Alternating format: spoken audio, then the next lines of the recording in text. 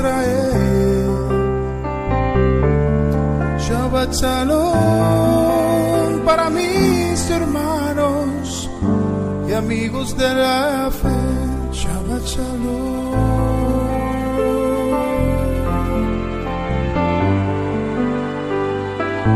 Shabbat Shalom. Ki mitzyon tetze Torah, Ki mitzyon tetze Torah, udavar Adonai mi Yerushalayim. Shabbat Shalom, sean todos bienvenidos a la introducción de la porción semanal de la Torá. Udavar Adonai mi Yerushalayim, Baruch Shenatan Torah, Torah, Baruch Shenatan Torah, Torah, Le'amo Israel Vikedushato, a través de Yeshua.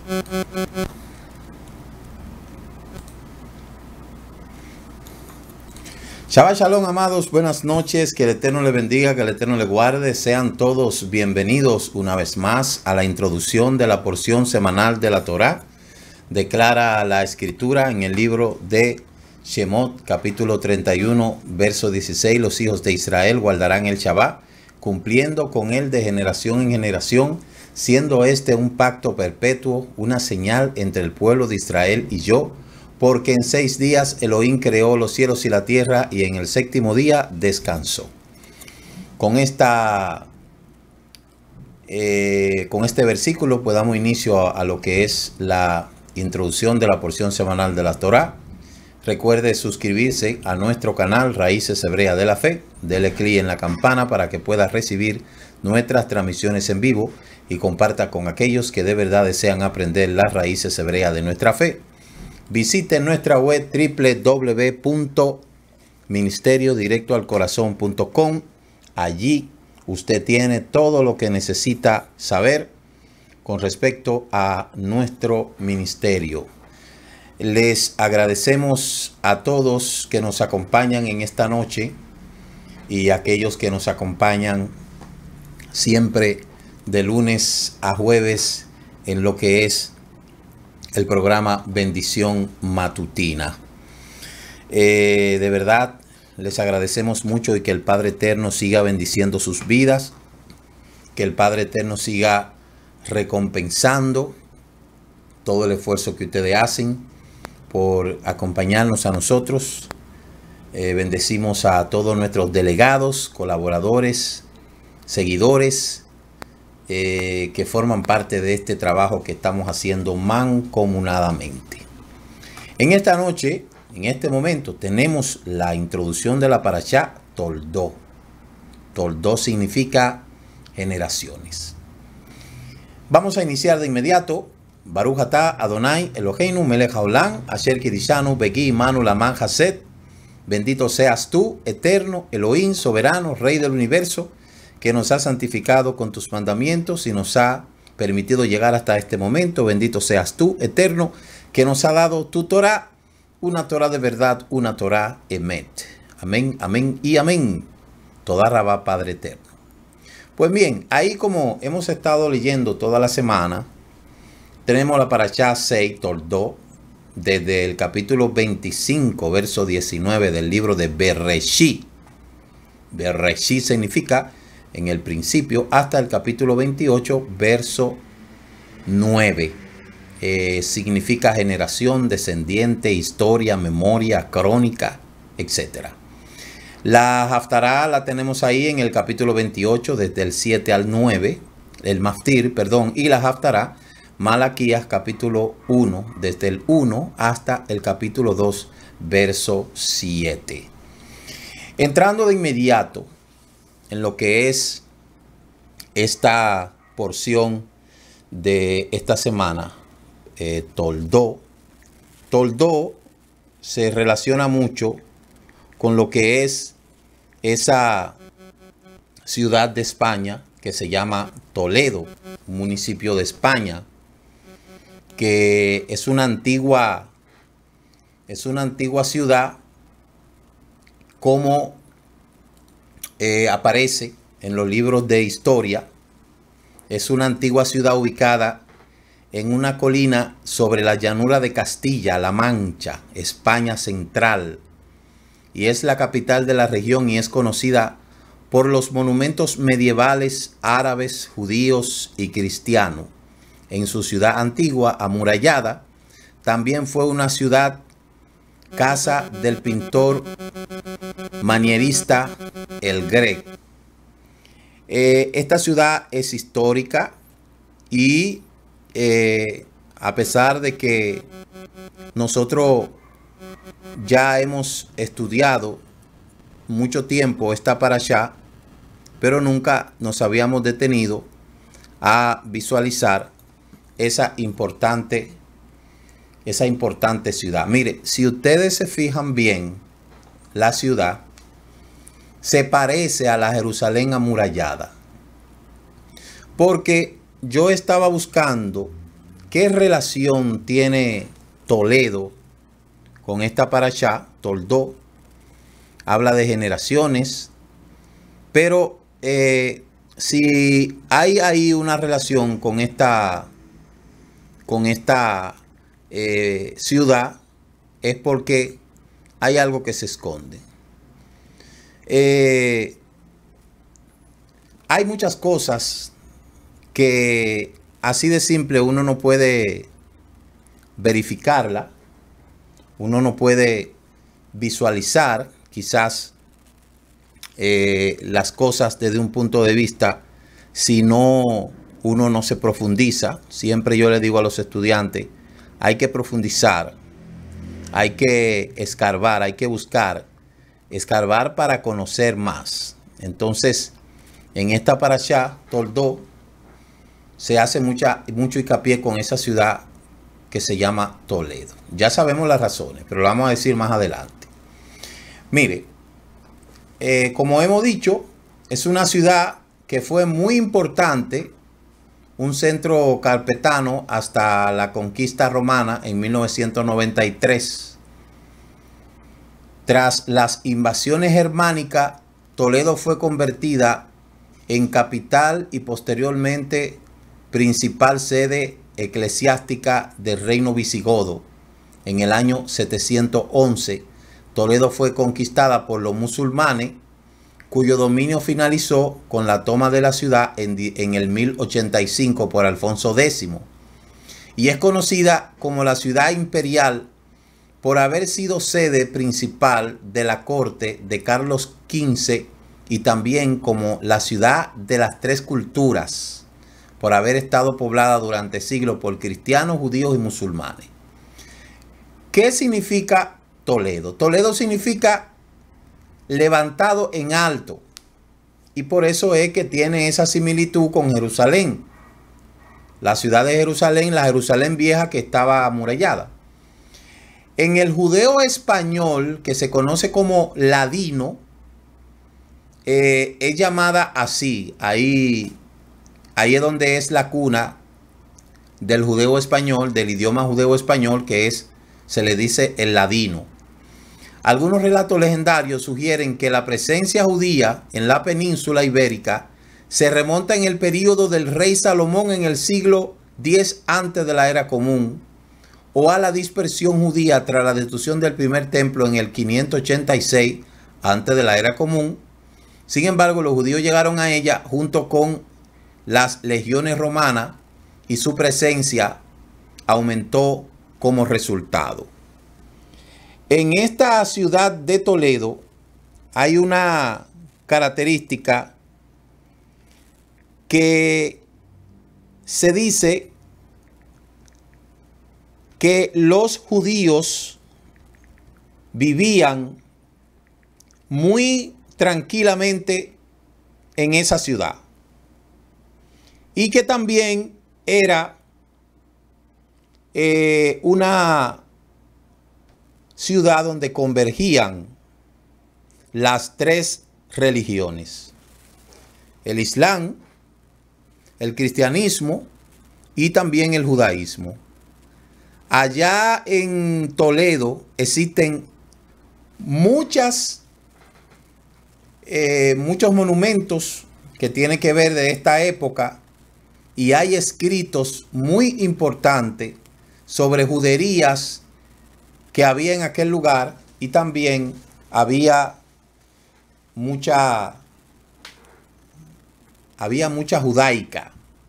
Entonces, los historiadores dicen que en el siglo VI ya había presencia de judíos en Toledo y cuando esa comunidad se benefició de la tolerancia romana hacia las creencias y sus sucesores, los visigodos, fueron menos liberales porque a partir de su conversión oficial al cristianismo en el año 589 se multiplicaron las persecuciones contra los judíos, a quienes acusaban de la muerte del Mesías. Resulta comprensible que estos acogieran a los árabes como sus libertadores en el 711. Pero ya nosotros sabemos que los árabes y los cristianos son afines.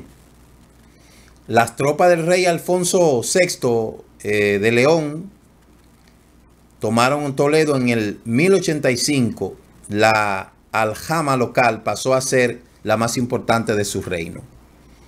Durante el reinado de Alfonso X el Sabio, ustedes pueden buscar a Alfonso X el Sabio, que eso es entre el 1252 y el 1284, se consideró el período más próspero para la comunidad judía en Toledo. Y allí, los judíos de allí se desarrollaron de una manera tremenda. Y tradicionalmente acogieron la protección de los reyes a quienes los banqueros judíos financiaban. Cuando la corona era fuerte, su vida resultaba más o menos llevadera, pero a veces la monarquía sucumbía bajo la presión de la iglesia y simplemente pretendía escabullirse de la devolución de algún préstamo. Entonces las persecuciones y las matanzas desencadenaban la excepción del pago de atributo al clero cuando alimentó la hostilidad de una iglesia que a menudo codiciaba las propiedades. A partir del 1355, los ataques contra la judería toledana serían tan frecuentes como violentos. Y dice la historia que cada cierto tiempo hordas enardecidas entraban a sangre y fuego, saqueando y degollando a su paso, y la mayor parte de las sinagogas de la ciudad fueron destruidas, muy dañadas durante lo que fue estas revueltas. La comunidad judía toledana, se podía decir, pasó mucha dificultad, porque a pesar de que durante el reinado de Alfonso X, inclusive esa ciudad fue tomada inclusive para las traducciones de textos árabes, hebreos, y era una ciudad bastante abierta, pero al llegar pues los años de 1300, 1400, el deicidio es una de las excusas que utilizó la Iglesia Católica de ese tiempo en la Edad Medieval para expulsar a los judíos. Como la comunidad judía de Toledo era una comunidad muy próspera, cada vez que los reyes se veían en problema, entonces iban a tomar préstamos a los judíos, y cuando había persecución, eso se olvidaba. La comunidad de Toledo fue una comunidad muy perseguida.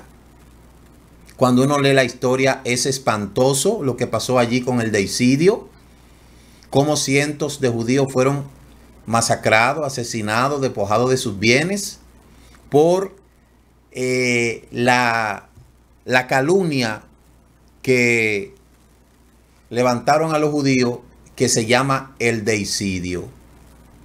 Mire, lo irónico de esta historia es que los árabes eran mejor acogidos que los judíos, y los cristianos prefirieron mejor a los árabes que a los judíos, que eso no es una coincidencia, y usted sabe por qué. Usted sabe por qué eso no era una coincidencia. ¿Por qué no era una coincidencia? Porque en esta misma parashá nosotros vamos a ver que los descendientes de Ismael se casaron con la descendencia de Esaú. De modo que la teoría de que los cristianos, de que Roma, el cristianismo, desciende directamente de los lomos de Esaú, es una teoría que el judío ha planteado. Y por otro lado, los musulmanes creadores del Islam, descienden de Ismael. Y estos dos, el tío y el sobrino, en todos los lugares del mundo que hemos visto, siempre han tenido un solo objetivo: perseguir la riqueza del judío. Los árabes persiguen la tierra y los cristianos la riqueza. Si usted se pone a ver, el propósito del Islam es suplantar al judaísmo y despojarlo de todos los bienes en términos territorial, mientras que el cristianismo siempre persiguió la riqueza de los judíos. Si nosotros analizamos esto desde un punto de vista histórico con relación a la parashá, nosotros sabemos que Ismael siempre quiso el límite territorial de Gisá. Y por otro lado, Esaú siempre ha perseguido la riqueza de Jacob. Entonces, los musulmanes quieren despojar a los descendientes de Gisá de sus tierras, y los cristianos quieren despojar a Jacob de la riqueza. Y siempre fue la misma excusa. Por eso, cuando usted lee la historia de Toledo, eso es una cosa horrible. Es una cosa terrible. Porque siempre estas dos religiones han perseguido al judaísmo. Siempre la han perseguido. Entonces, la historia no miente. Dice un adagio que para hablar mentira y comer pescado hay que tener mucho cuidado. Y es cierto que estas persecuciones de los judíos contra los judíos no son un invento. Ahí está la historia. Yo encontré bastantes documentos que hablan de eso. Entre el 1355 y 1357 se encontraron unas situaciones tremendas con los lugares que fueron despojados, donde se suscitan unas inscripciones hebreas y árabes que llama la atención por la suntuosidad del interior, inclusive fantásticas yeserías en estilo mudéjar con los escudos de Castilla y Aragón.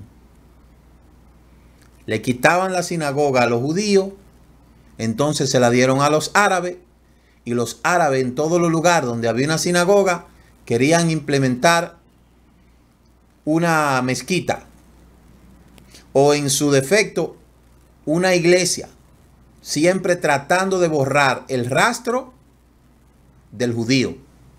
Y esto es una historia dantesca y una historia que, para usted poder comprender el porqué de las cosas, tiene que fajarse a leer. Mire, ahí en Toledo existen muchos vestigios de cómo aflorecía esta comunidad judía allí. Sin embargo, entre el 711, cuando viene la Reconquista, y luego viene la unión de Castilla y Aragón, cantidades de judíos, cientos de judíos fueron expulsados de España después por la corona española. ¿Y cuál era la excusa? El deicidio.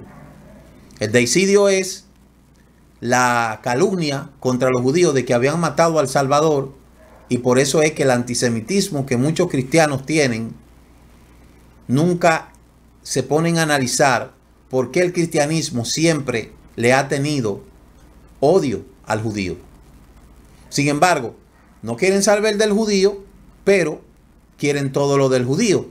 tienen una Biblia que es judía, con personajes que son judíos, y tanto el Corán como la Biblia cristiana tiene lugares históricos bíblicos del judío, personajes hebreos que fueron judíos, y todas esas cosas pertenecen a lo que el Eterno le dijo a Abraham, que le dio a Isaac y luego a Jacob. Ya las cosas han cambiado considerablemente, y créanme que aquí en donde yo estoy se ha hecho un gran trabajo, porque cuando yo comencé a estudiar y a enseñar las raíces hebreas, había una ignorancia terrible con respecto a lo que era el judaísmo. Sin embargo, hasta este tiempo eso ha cambiado considerablemente, y muchos cristianos han entendido de que no hay promesa de salvación si usted excluye a Israel de sus planes salvíficos. Toda persona que quiera excluir al pueblo de Israel de sus planes salvíficos no tendrá promesa. Por eso es que hace muchos años yo construí una frase que dice: todo comenzó con Israel, todo se desarrolló en Israel y todo terminará en Israel. Porque no es Israel que se unirá a las naciones, sino las naciones tendrán que unirse a Israel. ¿Cuál sería la relación de Toledo con esta parashá? Generaciones.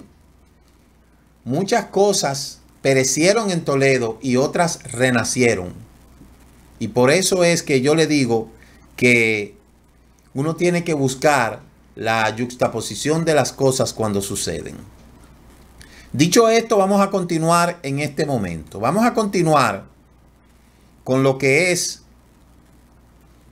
la aliyá. Como todos pueden ustedes ver ahí, aquí hay 7 puntos que trata la aliyá. En primer lugar, trata de la oración de Isaac. Dice la escritura que Isaac oró 40 años para que Rivka pudiera, o sea, oró 20 años para que Rivka pudiera dar a luz.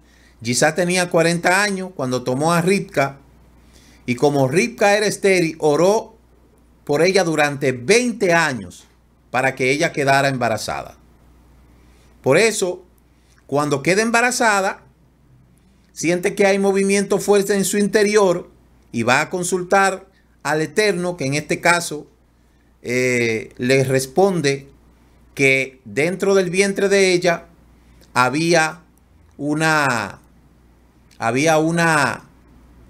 naciones y habían 2 pueblos, y que el mayor iba a servir al menor. El mayor iba a servir al menor. Hay muchas cosas que se dicen de esto, de por qué Jacob nació tomado de el talón de Isaac, de Esaú, ¿verdad? Dentro de esta teoría dice que cuando los niños se formaron, se dice que uno se formó primero que el otro. Entonces, el que se forma primero debe de salir de último. Y resulta que al formarse el mayor primero y el menor de último, le correspondía salir primero a Jacob. Sin embargo, Esaú se fue delante, y por eso es que Jacob viene asido del talón de Esaú. Esa es una teoría, pero nosotros vemos que así fue. Isaac tenía 60 años cuando pasó esto. Y dice la escritura que los dos crecieron con distintos caminos. Esaú se hizo cazador y Jacob se dedica a criar el ganado, buscando la integridad, y por causa de la caza Esaú gana el favor de su padre, pero Jacob gana el favor de su madre. En ese sentido, podemos decir algo que ya hemos hablado en otra ocasión.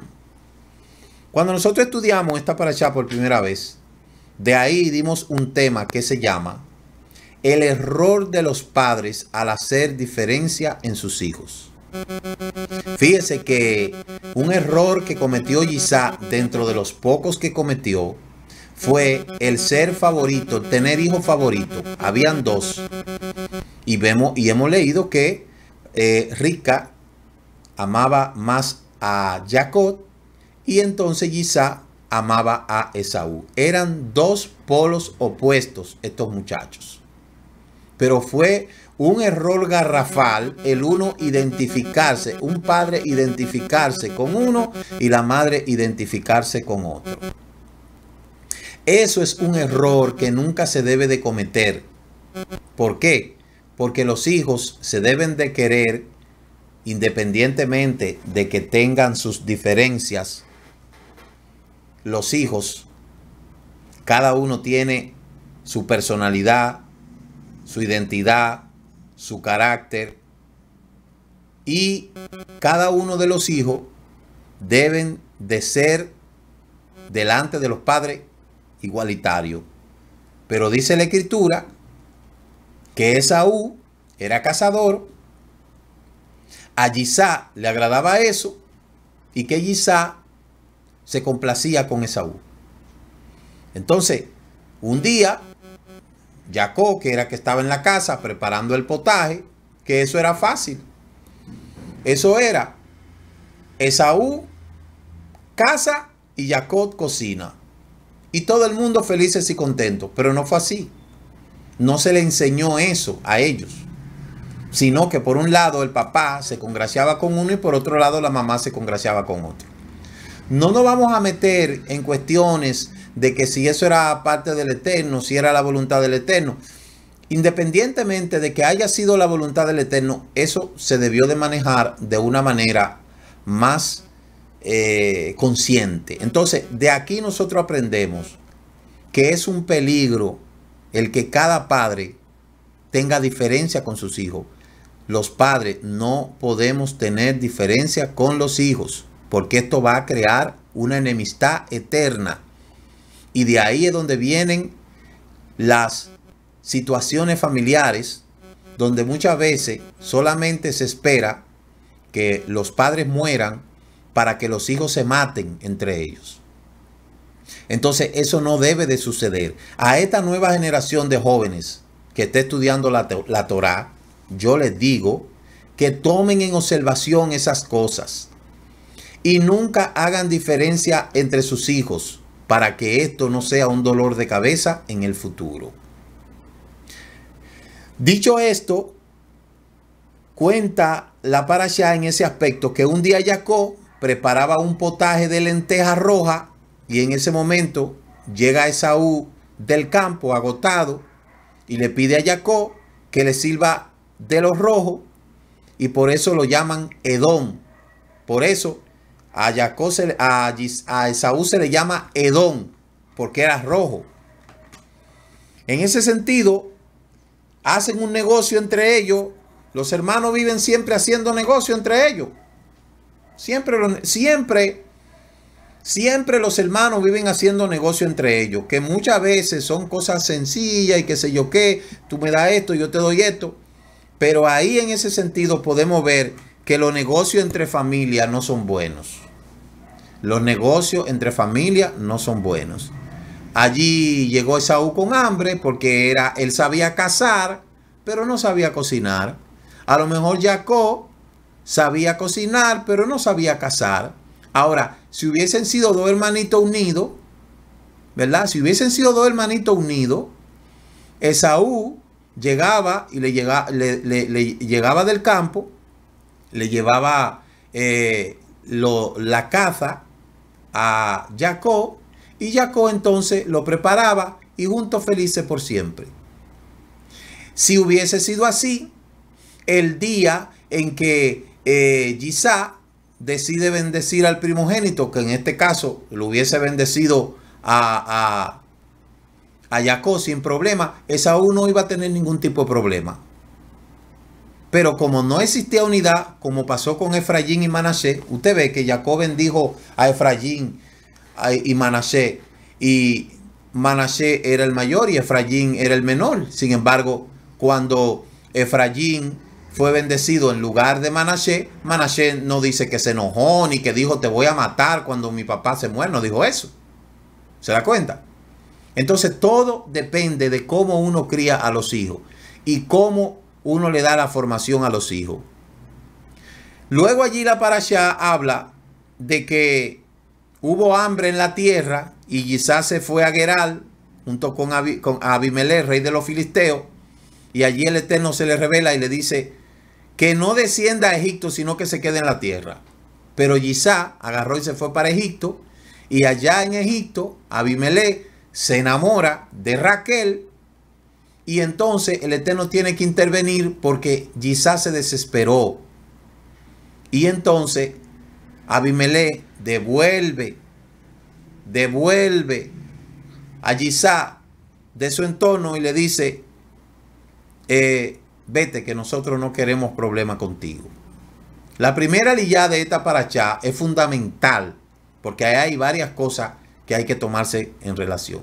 La segunda aliyá habla del embarazo de Rivka, donde ya hemos dicho que habían dos naciones, dos pueblos. Los niños nacen con carácter diferente, se forman diferentes. Y Esaú, desde su nacimiento hasta los 15 años, era una persona tranquila, era una persona dócil. Pero cuando llega la adolescencia, llega la juventud, esa Yeser Hará se lo revoltea. Y Esaú se convirtió en un perverso y hacía cosas abominables delante de los ojos del padre. Y entonces esto demuestra claramente que Esaú no estaba preparado para recibir esa bendición. De allí también aprendemos que en ese embarazo de Rivka, por ella irse a quejar delante de Shem, por eso ella no tuvo más hijos. Rivka debió de tener más hijos, pero ella no tuvo más hijos. Luego vemos cómo Gisá se vuelve poderoso. El Eterno engrandece a Gisá porque le da a entender su promesa. Y el Eterno le dice, oye, yo te voy a hacer grande. Y allí hubo una treta en Gerar, donde Gisá cava pozos. Y entonces vienen los enemigos y le tapan el pozo porque dice que le tenían envidia. Le tenían envidia. Y hemos estado hablando de la envidia. La envidia, ese sentimiento tan perverso, tan negativo de querer conseguir lo del otro. Con la envidia nosotros tenemos que tener mucho cuidado. Con la envidia hay que controlarla. Uno debe de alegrarse del triunfo del amigo, del triunfo del vecino, del triunfo del hermano, de la prosperidad. Vivimos en un mundo donde la gente viraliza. ¿Pero qué viraliza? Viraliza cuando hay un chisme, cuando encontraron a alguien en algo quizá incorrecto. Eso se viraliza. Pero lo que no se viraliza es cuando fulano se gradúa con honores, cuando fulano trabajando adquiere una buena empresa, consigue un buen negocio. Eso no se viraliza. Son muy pocos los que aupan la prosperidad de otro. Porque mucha gente no te van a perdonar a ti de que tú te hayas prosperado más que ellos. Así es. Vivimos en un mundo así. Vivimos en un mundo donde la gente quiere cosechar donde no ha sembrado. Y vivimos en un mundo donde cuando tú quieres emprender un negocio, tú vas a encontrar muchas oposiciones que te van a decir, tú no sirves para eso, tú no puedes para eso, quítate de ahí. Y resulta que la satisfacción más grande que hay en este mundo es usted poder lograr aquello en lo cual le dijeron que usted no podía. Pero a este mundo, a mucha gente le cuesta mucho reconocer el triunfo, el trabajo del otro. Vivimos en una sociedad llena de envidia. Y las redes sociales son un caldo de cultivo para la envidia. Qué difícil es progresar en un mundo lleno de envidiosos. Mira, uno progresar en medio de un mundo, así como el que estamos viviendo, es como si fuera tener una vida de globo en medio de alfileres. Porque hay gente que no va a dudar en buscar el más mínimo error tuyo para exponerlo de tal manera de hacerte quedar mal y de hundirte. Eso se llama envidia. La envidia que hay en el trabajo, cuando hay una gente mediocre que no acepta la prosperidad tuya, el conocimiento tuyo, las habilidades y destreza tuya. Lo peor de la vida es estar bajo una persona que dice ser tu jefe, pero te siente a ti como una amenaza porque no reconoce tus habilidades y destreza. Lo peor de la vida es aliarse y vivir al lado de un envidioso. Eso es una cosa terrible. Si nosotros seguimos hablando de esto, vamos a amanecer hablando de esto, porque el mundo es así. Solamente aquellos que te aman de verdad reconocen tus triunfos, te felicitan, te dicen, wow, excelente, muy bien, pa'lante, me alegro mucho, comparto tu éxito, qué contento me siento por tu prosperidad. Son muy poca la gente que hacen eso. Y por eso es que en este mundo existen amigos, compañeros y colegas. Colegas muchos, compañeros demasiado, pero amigos muy pocos. Dice la escritura ahí que esta gente le tenía envidia a Yisá. La tercera liyá dice que la cuarta liyá dice que el Eterno se le apareció a Yisá. ¿Qué nos dice a nosotros? Que no importa cuánto la gente hable de ti y diga de ti, lo importante es lo que el Eterno dice de ti y piensa de ti. Y si tú conoces al Eterno y si tú tienes una relación con el Eterno, no importa lo que diga la gente ni lo que haga la gente en contra tuya. Todo lo que hagan en contra tuya, todo lo que digan en contra tuya, el Eterno lo va a usar a favor tuyo para bendecirte. Y será la destrucción de tus enemigos. Porque eso mismo fue lo que pasó con Yisá. En la quinta liyá habla del banquete que Yisá hizo. Yisá preparó un banquete al día siguiente de hacer un juramento. Porque esta gente reconocieron y dijeron, oye, nosotros nos equivocamos contigo. Nosotros te echamos de aquí. Pero yo quiero que por favor tú nos perdones. A diferencia de mucha gente que te ofende, que trata de humillarte, que trata de hacerte daño, te hace daño. Y no tienen el valor para ir delante de ti y decirte, oye, perdóname, yo me equivoqué contigo. No, no van a hacer eso. Nunca espere que aquellos que te denigraron, aquellos que te ofendieron, aquellos que menoscabaron, te echaron por el suelo. Mire, el mundo está lleno de gente exitosa que vino de la nada.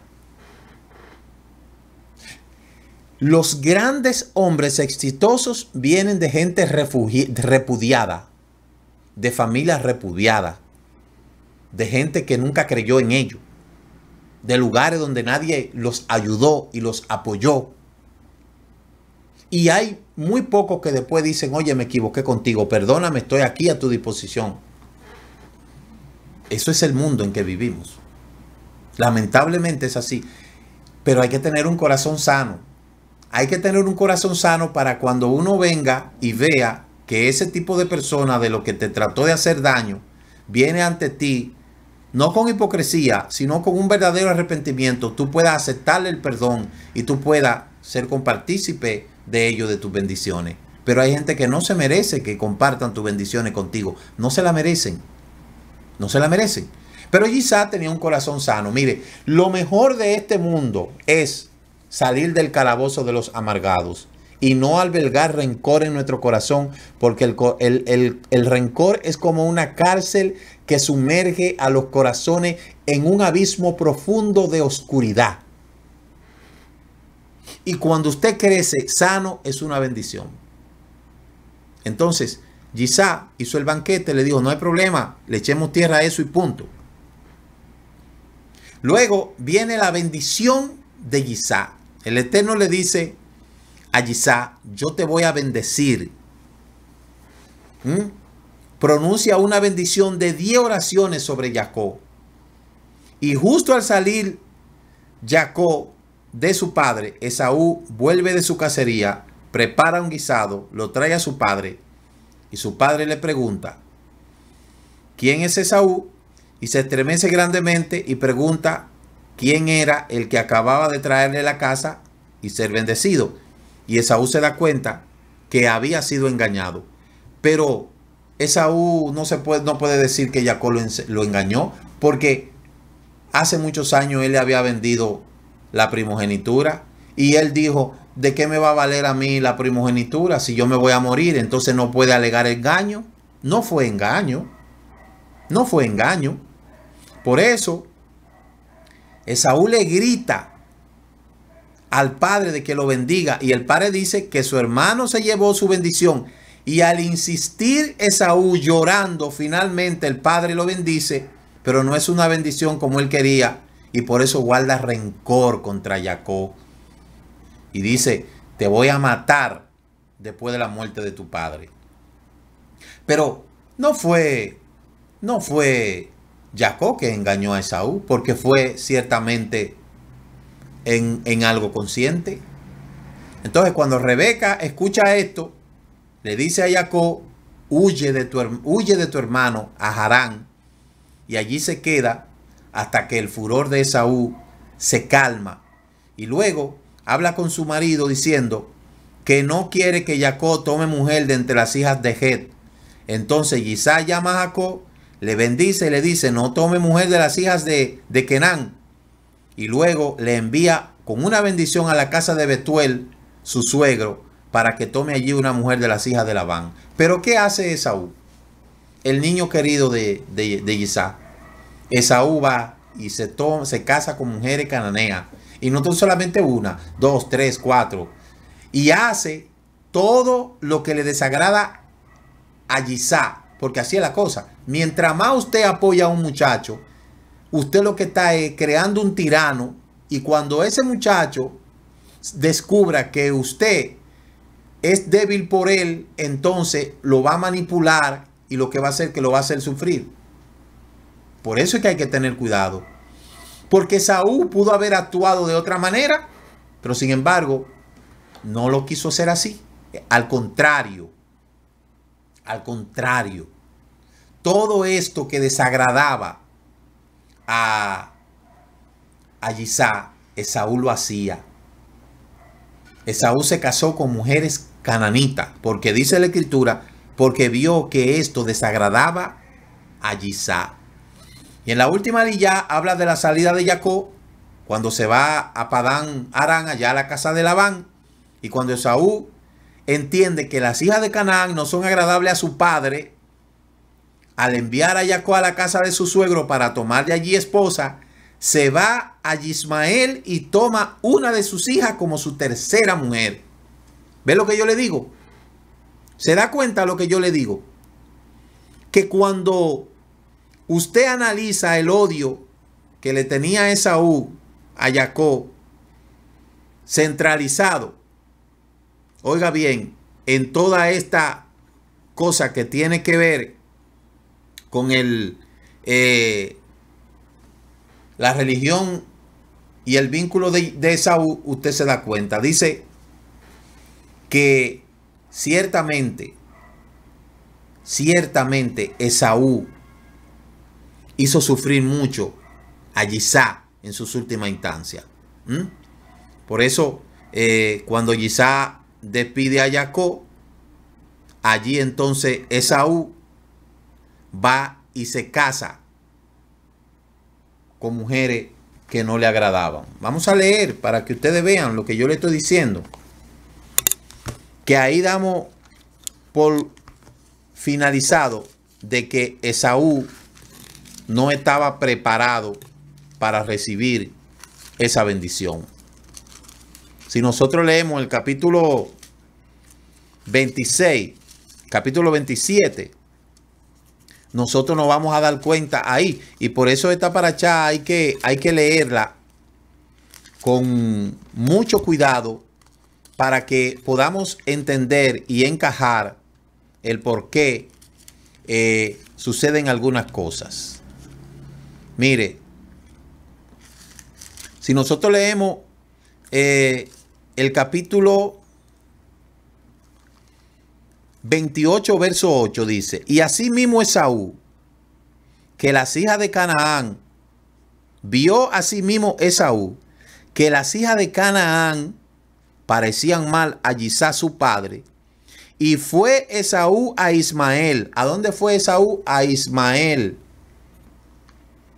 Y tomó para sí por mujer a Mahalat, hija de Ismael, hijo de Abraham, hermano de Nebaiot, después de sus otras mujeres. Es decir, que Esaú era un perverso y por eso no estaba calificado para recibir la bendición de Abraham.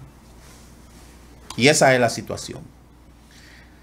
Por otro orden, el Maftir lo confirma.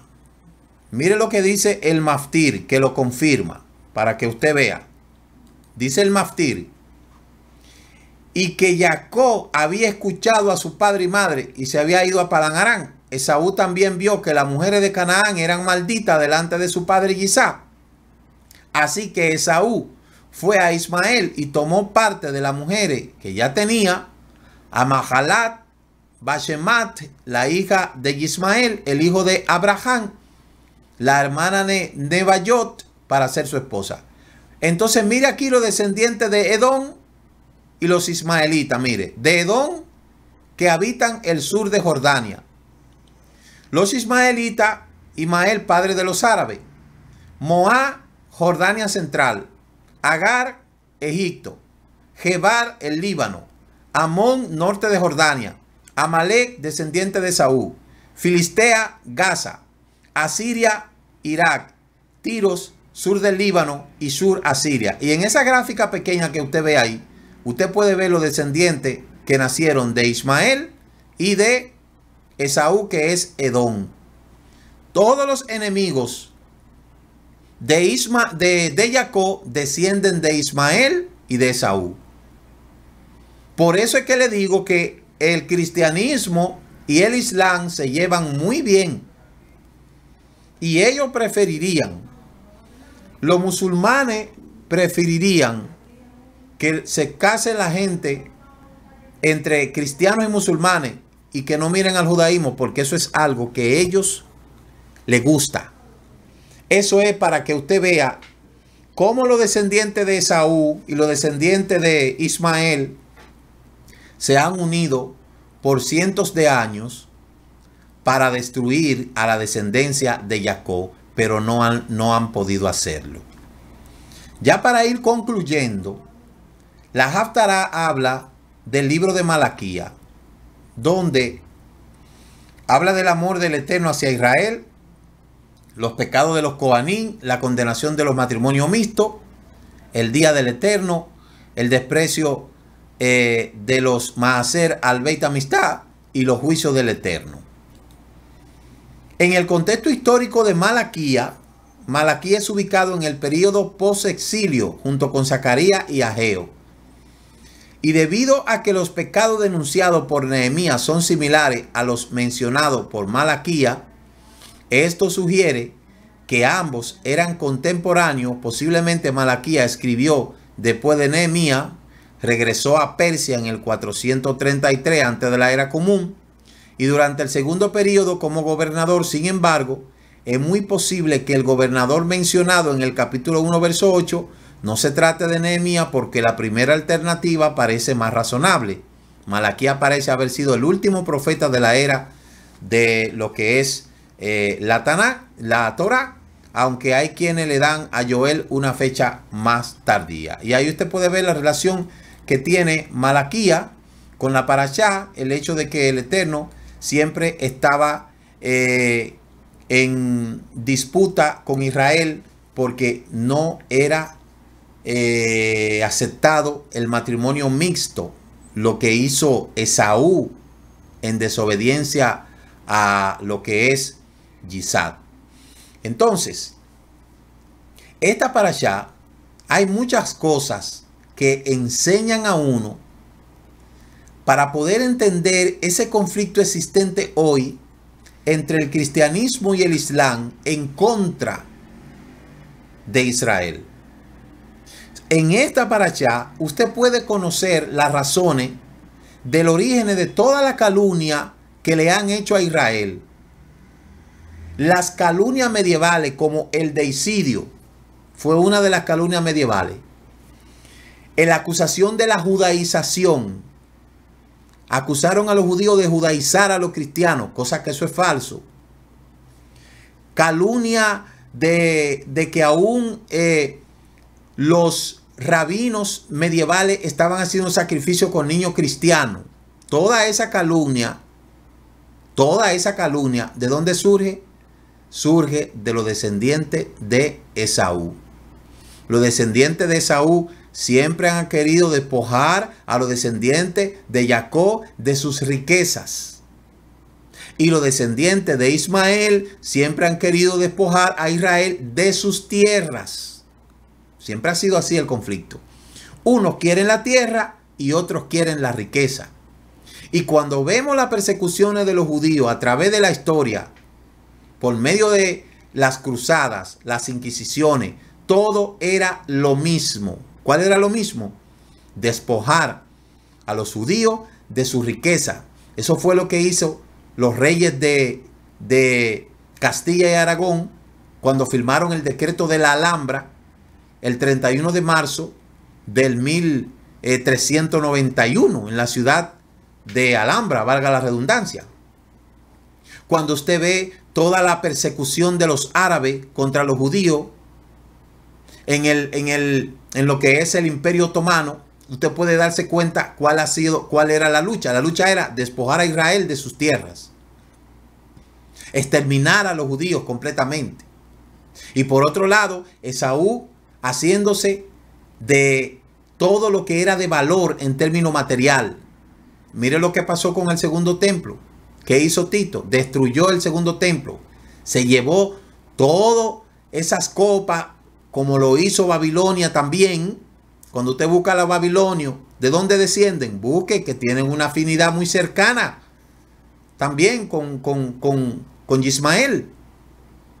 Entonces, todo eso porque sencillamente los descendientes de Ismael crearon un odio irracional contra los descendientes de Jacob.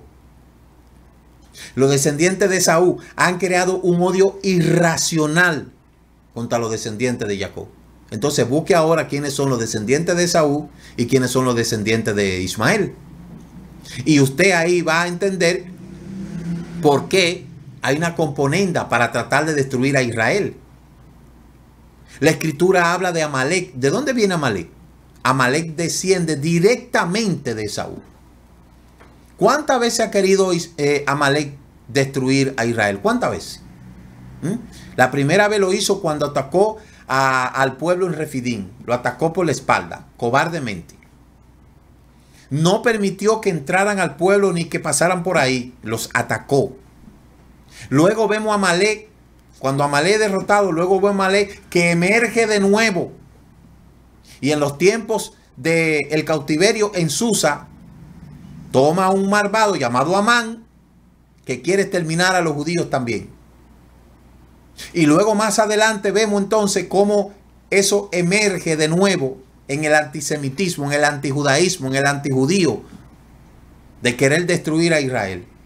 Hasta los tiempos del cristianismo, cuando un hombre llamado Martín Lutero se crea el deicidio y escribe el libro El judío y su mentira, donde de igual manera su pugna era despojen a los judíos de su riqueza, lo mismo que hicieron los reyes católicos en el 1492, quítenle sus libros, quítenle sus libros de oraciones, le llama ponzoñoso, le llama cuantas cosas, y luego el hombre que mató más de 6 millones de judíos en el holocausto, llamado Adolf Hitler, y máximo su nombre se ha borrado, dice que uno de los hombres que él más admiró se llamaba Martín Lutero.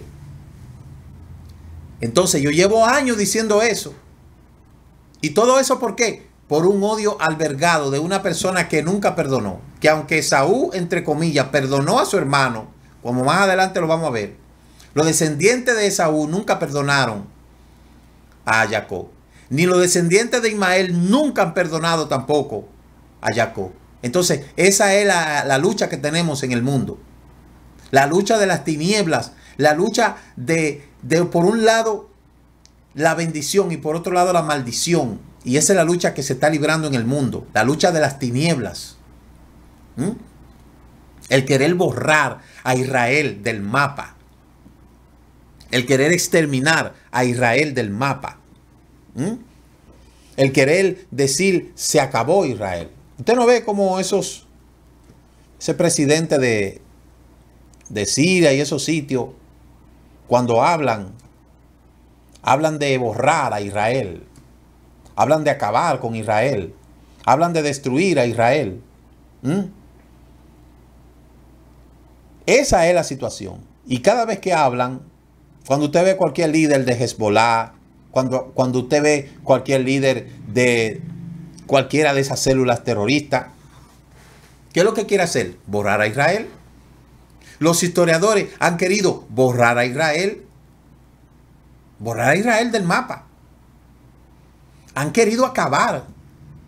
Si el Eterno no hubiese estado con Israel, no existiera Israel ni en los libros de historia, porque de ahí hasta han querido borrarlo. Y esa es la situación que hay. Todo viene a raíz de un odio generacional. No hay una cosa más terrible que el odio generacional, que la cultura del odio. El enseñarle a los niños de que el culpable de lo que estamos pasando es tal ciudad, tal nación, tal fulano. Y ese odio crece de generación en generación. Y todavía, por más que usted vea aplacada que está la cosa, mire toda la lucha que tiene que estar librando Israel. Dentro de su propio pueblo entran y atacan a la población civil cobardemente, haciendo atentados. Y ese veneno se regó por todo el mundo. Y por eso es que dentro de la iglesia cristiana hay mucho antisemitismo, antijudaísmo, porque eso es una consecuencia de cómo los padres apologistas impregnaron el odio. Busque el estudio que se llama El origen que nos separó de nuestras raíces. Busque el estudio que se llama El antisemitismo cristiano, origen del antisemitismo cristiano. Busque el estudio que se llama El origen del odio a los judíos. Y usted se va a dar cuenta. En todos los lugares los judíos han tenido que ser sobrevivientes. En todos los lugares, en todas las épocas han tenido que sobrevivir, anteponerse ante cualquier cosa. Entonces todo eso por culpa del odio infundado. ¿Qué es el odio infundado? ¿Qué es el odio generacional?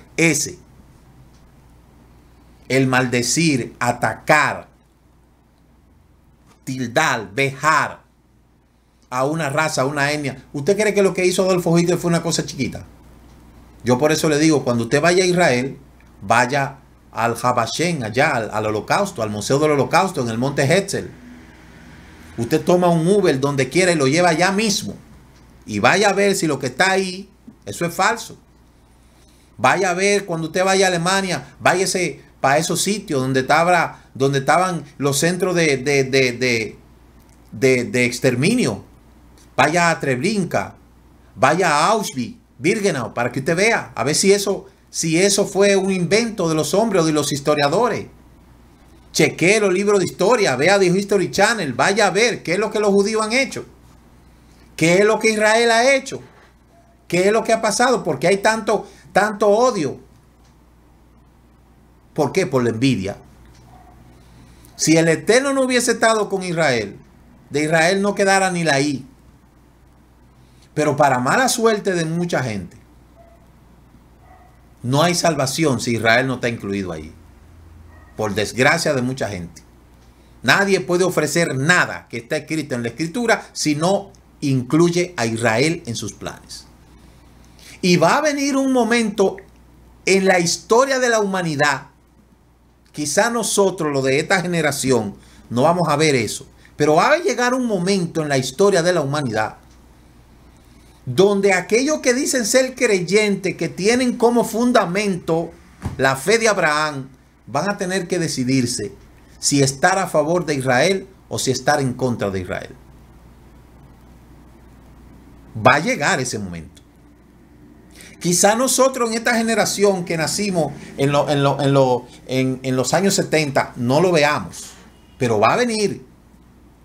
Va a venir en que se va a determinar con quién tú estás, si con los árabes o con el crislán o con los judíos. Entonces, nosotros que hemos elegido ser parte de Israel y seguir la fe de Abraham y defender todo esto, nosotros que hemos decidido apartarnos de todas las religiones para seguir la Torá, lo hemos hecho con el corazón. Y es por eso que yo le digo a usted que yo no me llamé, a mí me llamaron. Y hasta que yo tenga aliento, seguiré diciendo que no es Israel que se unirá a las naciones, sino las naciones tendrán que unirse a Israel. Porque todo comenzó con Israel. Todo se desarrolló en Israel. Y todo terminará en Israel. De modo que yo le invito a que usted elija el camino correcto, porque la escritura es clara. Génesis 12:1 lo dice bien claro. Maldeciré a los que te maldijeren, pero bendeciré a los que te bendijeren. Elija usted en cuál de los dos pueblos usted quiere estar y a cuáles de los bandos usted quiere formar. Así es que shalom y nos veremos mañana. Shabbat shalom.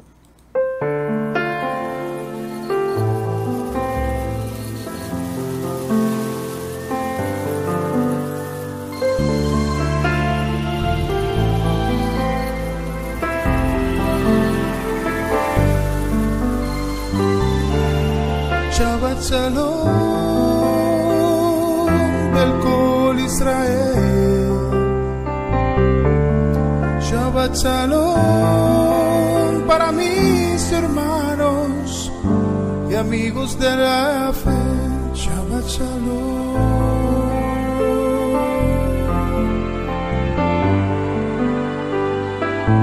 Shabbat Shalom.